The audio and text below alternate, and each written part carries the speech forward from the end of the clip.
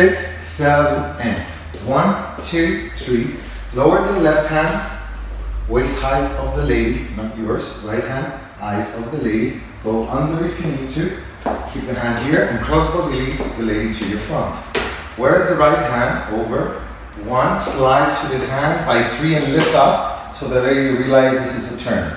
You can do a single or a double depending on the level. Now we put this on top and at the same time with the other hand we're going to add that is we do a cross body lead to a half a turn or a half a Titanic. 1, 2, 3, we help the lady along, 5, 6, and we stop her here with the shoulder, with the hand on the shoulder. Put your hands on my shoulder. Okay. 1, 2, fold the hand. I like to kick for styling. Bring the lady back on 5, go under on 6, and this is going to be a surprise. 7, don't stop, continue pushing the lady out. 1, 2, 3, 5, 6, 7. That's 2.5. I think in the music I did more. Put your elbow over and do a nice cross body lead.